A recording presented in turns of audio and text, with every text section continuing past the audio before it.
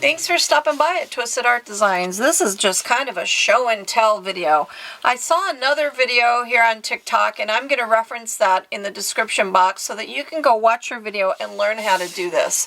So this is a cute bird. This watercolor bird is just really cute and fun to look at. And then it folds open. And look at what it creates. And this is how I decorated mine. She wanted everybody to show on Instagram and other social media what they create. So I'm referencing her so you can watch her video, learn how to cut this out and fold it and make it. It's done on heavy duty 140-pound watercolor paper. And this is how I painted mine. So I did a dragonfly with lotus flower, lots of ferns and leaves. There's a moth. I did a mandala in the middle, a bee, some kind of Zentangle type flowers, a frog and lily pads, and then forest pine trees. So this is just so fun to do, and just it took hours and hours and hours to create this, but it was fun to just play and see what transpires as you start adding things and creating the inside. So what I'm going to do with mine, I'm going to fold it up like this, and what I'm going to do with mine is I'm going to put this in my gnome journal, because my gnome journal is kind of gnomes and fairies and fantasy. Like I've shown this before, every other page. One page is gnomes, and then the next page is fairies.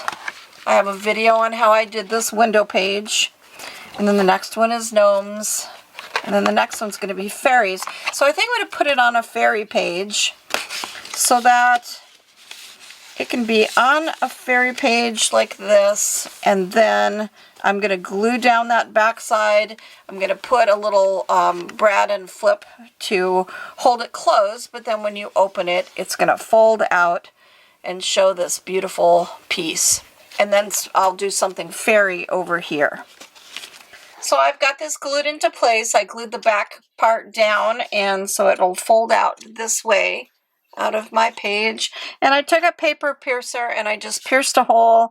I'm going to use a tab like this, a metal tab and a brad, and put that through the hole to hold my bird closed. Like that, and then when I want to open it, I can just flip that tab and open it up and see my design. I love it. It turned out so cool. That was such a fun project. To finish working on this page, I printed out a bird that I liked, a bluebird, and a fairy that I used different images to collage it together to make the fairy sitting on the bird. That's going to go on this side. It ties in with this bird over here. I'm going to use this scene. It's got a little gnome in the grass. I'm going to tear that out and put that down here. That's going to be on this side like that. Down here I'm going to cut a window, and I'm going to put plastic behind it like I did in the previous video to this book.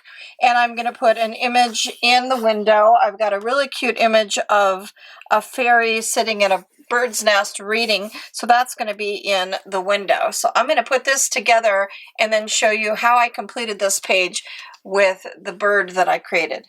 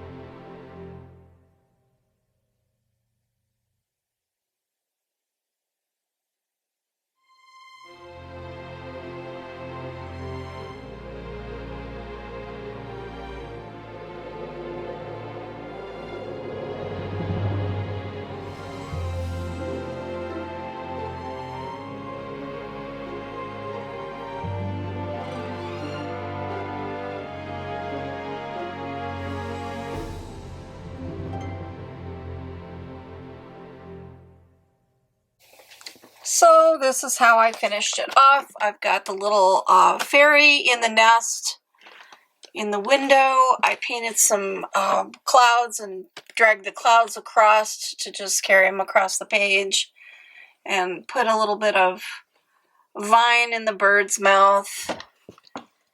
And that's how the page ended up. I think it looks really cool for a place to put this beautiful bird. So that's just makes for a really fun page. I love that you can pop this open and see that cool scene inside.